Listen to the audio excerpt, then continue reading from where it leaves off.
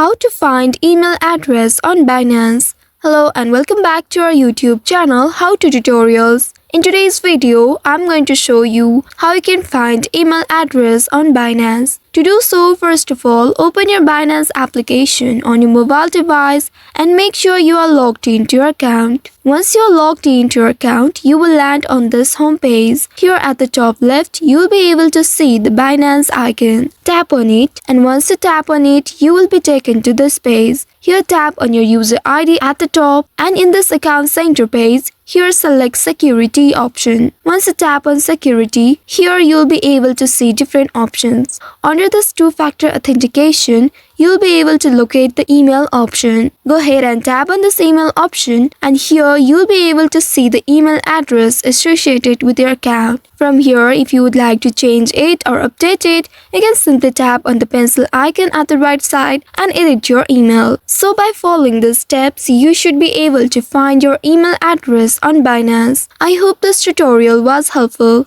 If yes, don't forget to like, share and subscribe to our channel. Also hit that bell icon to never miss any updates from us. Thank you for watching.